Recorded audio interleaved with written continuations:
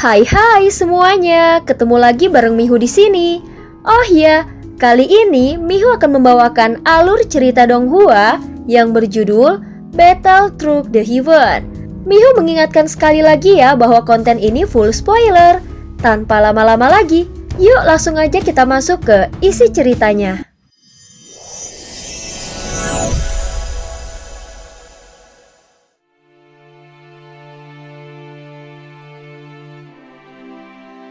Melanjutkan dari kisah sebelumnya. Sebelumnya ketika benih api pemusnah menyatu, itu langsung melesat ke pusat jalur tungku jantung api. Setelah aura kehancuran dari penyatuan benih api pemusnah muncul, wajah King Teng langsung berubah drastis. Dia tidak berani tinggal lebih lama dan segera membawa kelompoknya untuk pergi. Dia tahu sesuatu yang besar akan segera terjadi di tempat ini. Di sisi lain, wajah Chi Xiaoyun juga tampak suram dan muram.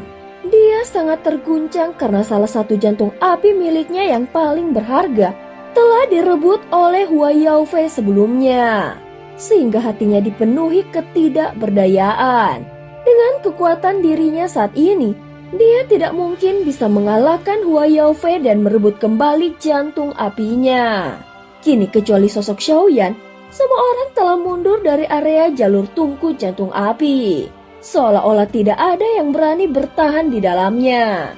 Tempat itu telah sepenuhnya dikosongkan dan mereka yang datang belakangan pun tidak diizinkan untuk memasukinya. Bahkan Hua Yaofei pun tidak bisa bertindak sembarangan lagi. Gerbang masuk sudah dipenuhi oleh hukum kehancuran yang sangat kuat, dan siapapun yang memaksa masuk bisa musnah seketika.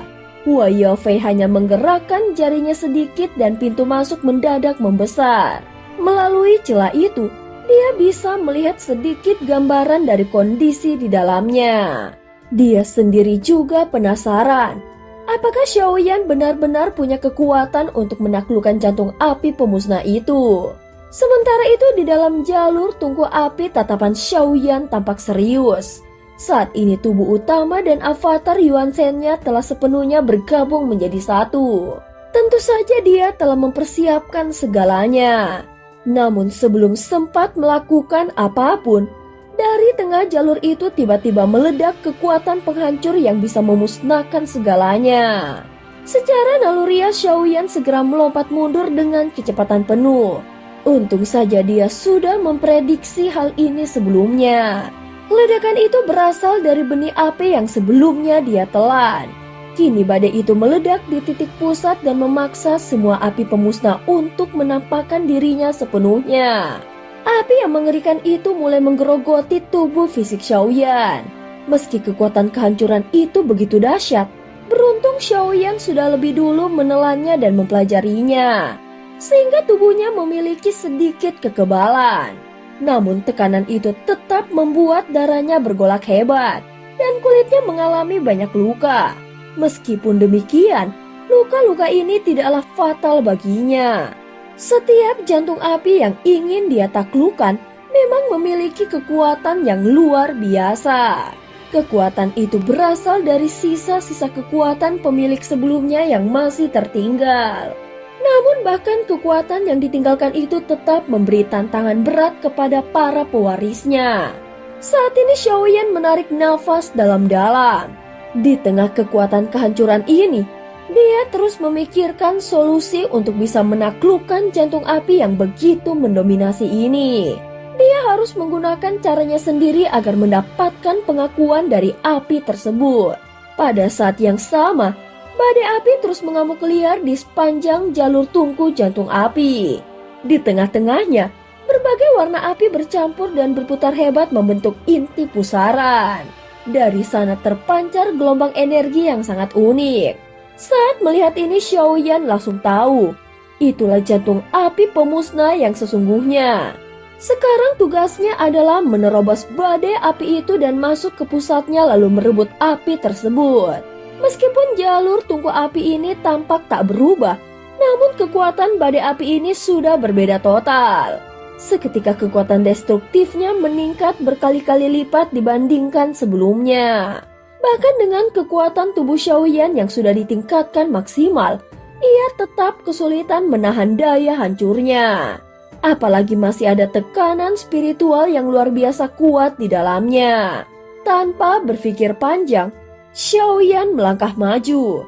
Setelah mengamati sejenak, dia menyadari bahwa inti dari ini bukanlah hal mistis, melainkan kekuatan penghancur dari jantung api pemusnah yang telah mencapai puncaknya.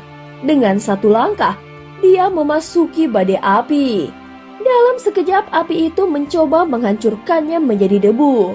Namun di dahinya, bintang klan Yuanzhen mulai bersinar. Dengan kekuatan fisik yang sangat kuat, dia menahan tekanan dahsyat dari kehancuran tersebut. Jika dia belum pernah menelan dan mempelajari api ini sebelumnya, maka tubuhnya pasti sudah hancur. Dari perhitungan kasarnya, dia masih butuh sekitar 100 langkah untuk mencapai pusat api.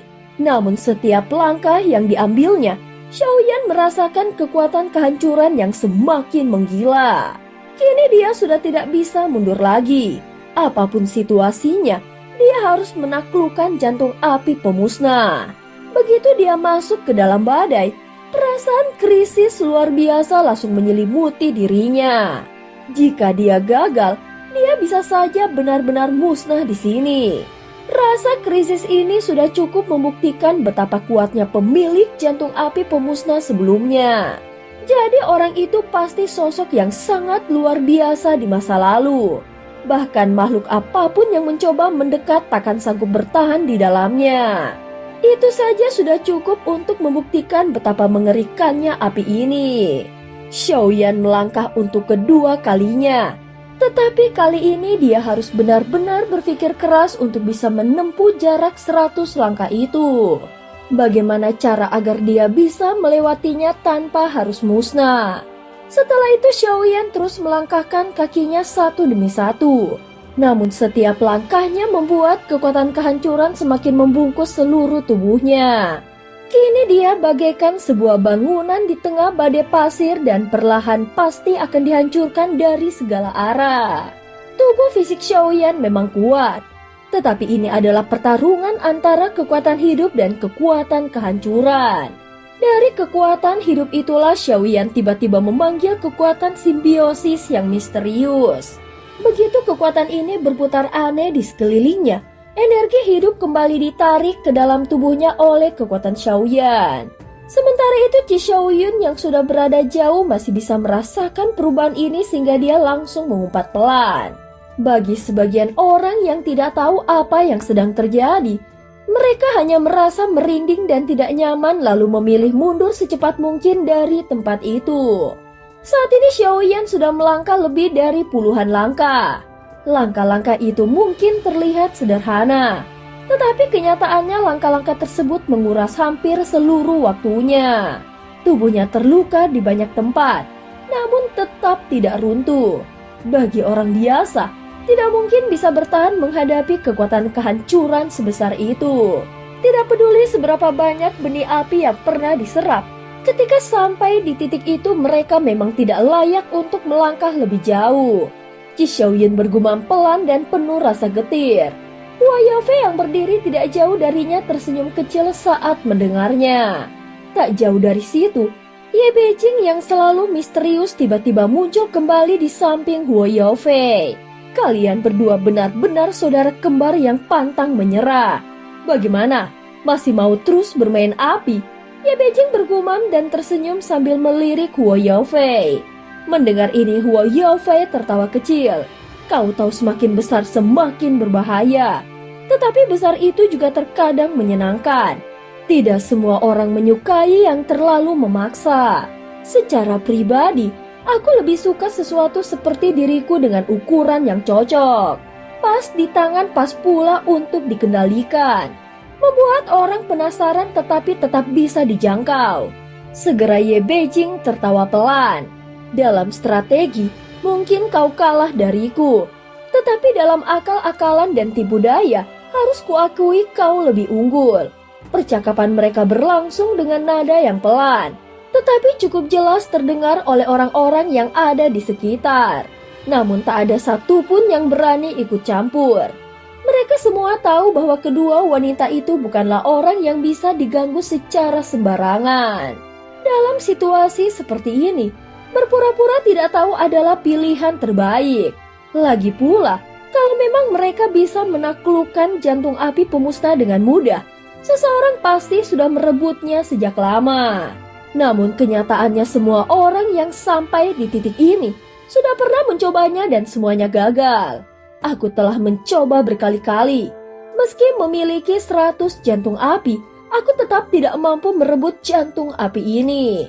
Huoyofe bergumam pelan dan mencoba menjelaskan situasinya. Apa karena dari semua apimu itu tidak satu pun yang menyimpan kekuatan kehancuran sejati?